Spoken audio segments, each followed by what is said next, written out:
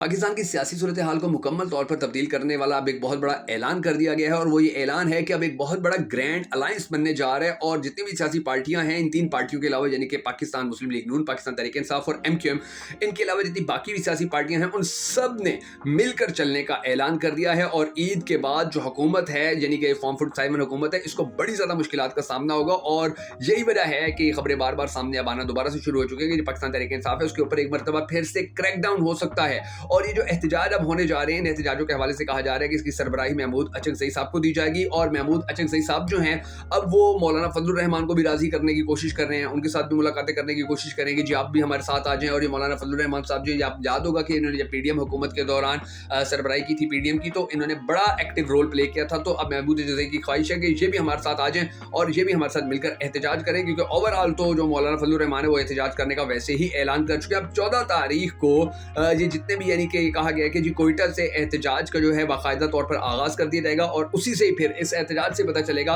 कि ये जो हुकूमत है ये कितना अर्सा चल सकती है, क्योंकि किसी भी हुकूमत के खिलाफ जितना बड़ा एहतजाज होता है, जितनी बड़ी एहतजाजी जो तहरीकें होती हैं वो चलती है, तो उस हुकूमत के लिए उतने ही ज़्यादा मसाइल हो जाते हैं, उस हुकूमत के लिए उतना ही चलना ज़्यादा मुश्किल हो जाता है। अब इस एहतजाज के अंदर बड़ी बड़ी सियासी जमातें आएंगी लाजमी तौर के ऊपर और फिर 13 नकात जो हैं वो भी अब सामने आ चुके हैं इस एहतजाज के हवाले से। और इस 13 नकात के अंदर जो सबसे अहम नकात है वो ये है कि अब इलेक्शन को दोबारा करवाने का मुतालबा कर दिया गया है और कहा गया है कि जी जो मौजूदा इलेक्शन के अंदर जो कचरा किया गया, जो गंद किया गया, जिस तरह 2 नंबरी धांधली की गई, तो अब इस हवाले से किसी भी सूरत इस इलेक्शन के ऊपर भरोसा नहीं किया जा सकता है और अब मामला जो है वो नए इलेक्शन की तरफ जाता नजर आ रहा है। अब हुकूमत के जो यानी कि आप देखें कि हुकूमत के अपने मसाइल बढ़ते चले जा रहे हैं, IMF के साथ डील हो तो उसके ऊपर भी देखें आप पाकिस्तानी अवाम जो बड़ा गुस्से का इजहार कर रही है, महंगाई बढ़ती चली जाएगी डेफिनेटली। फिर जजिस के खत जो हैं वो भी सामने आ गए हैं, उन्होंने भी एक नया कट्टा खोल दिया है, लाकानूनियत पाकिस्तान के अंदर बढ़ती जा रही है। अब देखिए दहशतगर्दी के जो वाक़यात हैं उनके अंदर इजाफा होता जा रहा है और नून लीग अपने रास्ते पर चलने की कोशिश कर रही है, पाकिस्तान पीपल्स पार्टी अपने रास्ते पर चलने की कोशिश कर रही है। तो ये जो ग्रैंड अलायंस है ये इस कमजोर हुकूमत को फिर गिराने में बड़ी जल्दी कामयाब हो सकता है अगर ये ग्रैंड अलायंस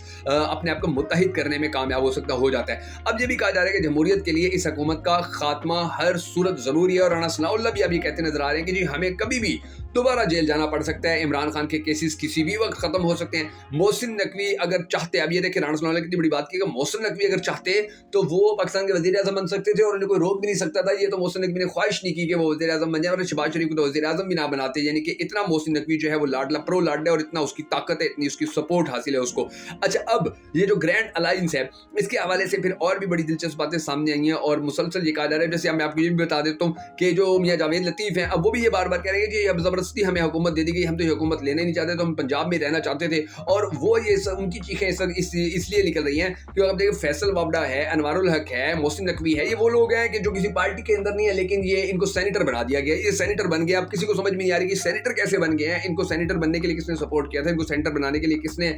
जो है वो फ्रंट के ऊपर आकर अपना किरदार अदा किया है या बैकफुट पर अपना किरदार अदा किया है। और ये लोग जो हैं इनके होते हुए साबित हो जाता है कि जो हुकूमत है इसके पास कुछ नहीं है, ना इनके पास अख्तियारात हैं, ना ये कोई फैसला कर सकते हैं, ना ये किसी किस्म का डिसीजन कर सकते हैं, ये यानी कि ये कठपुतली लोग हैं। और PTI ने जो ईद के बाद अब ऐलानात कर दिए कि जी 12 अप्रैल के बाद एहतजाज जो है वो शुरू किए जाएंगे, तो इसने ही नून लीग की जो हुकूमत है इसकी दरारें यानी कि इसके अंदर डालना शुरू कर दी हैं, इनकी जो बुनियादें हैं वो हिलना शुरू हो चुकी हैं। और अचकज़ई और मैंगल साहब जो हैं वो भी अब खुल के मैदान में आ रहे हैं, वो भी कह रहे हैं कि हम भरपूर तरीके से एहतजाज करेंगे, हुकूमत के लिए चलना मजीद नामुमकिन हो जाएगा। फिर अब ये देखिएगा वर्ल्ड बैंक की भी अब रिपोर्टें सामने आना शुरू हो गई कि जी पाकिस्तान के अंदर तो 1 करोड़ से ज्यादा लोग जो है वो खतरे गुर्बत से मजीद नीचे चले जाएंगे और इनके नीचे जाने का मतलब ये है कि हुकूमत नाकाम हो रही है, इनके नीचे जाने का मतलब ये है कि हुकूमत इन अवाम को जो ज़रूरियात ज़िंदगी थी इस अवाम की वो पूरी नहीं कर पा रही है। तो ये एक अलग टेंशन बनी हुई है हुकूमत के लिए, ये अलग परेशानी हुकूमत के लिए बनी हुई है। फिर आप ये देखिए कि रोज़ रिपोर्टें आ रही हैं बड़े पैमाने के ऊपर पाकिस्तानी जो हैं हुनरमंद पाकिस्तानी वो अपना मुल्क छोड़कर जा रहे हैं, दूसरे मुल्कों के अंदर जा रहे हैं और वहाँ से जो खबरें सामने आ रही हैं कि जी वो वहाँ पर जाते हैं, जो भी जा रहा है वो यही कह रहा है कि जी हम इस हुकूमत से तंग हैं,